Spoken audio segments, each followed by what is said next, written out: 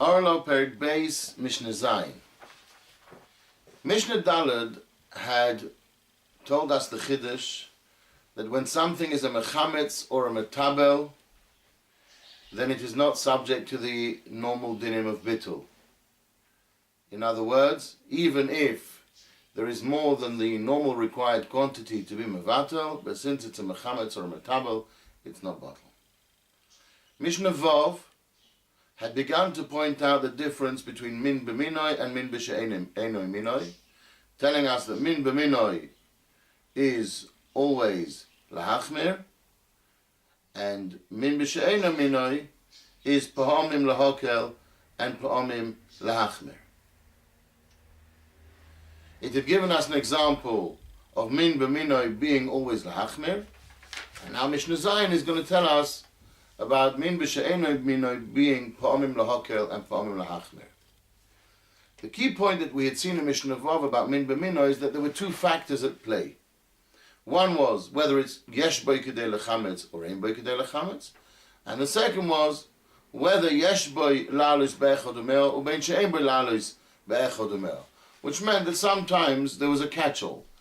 It meant that even if there was a situation where ein boi kedei lechametz, but it still needs to be oila b'meo ve'echad.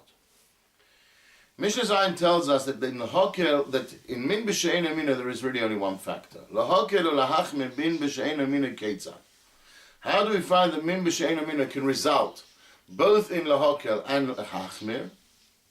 Kegoin, grisin shenisbashlu im adashin.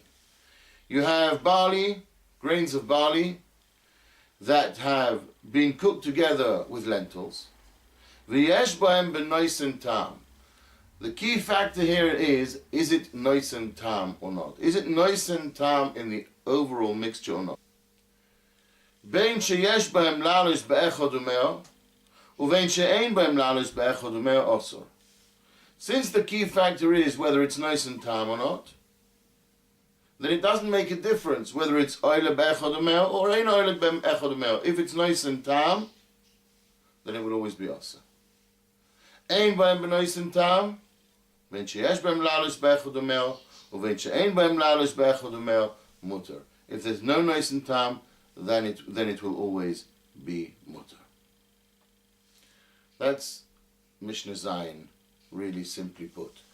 The Tosfos Yom Tov and the other Mefarshim discuss here whether if you would have Se'or Shel Chitim in Isas Se'orim, where that is a min b'she'enoi minoi, whether there you would apply the issue of kedei lechametz or not, or whether in such situation you would still only deal with the issue of Nisilas Tam.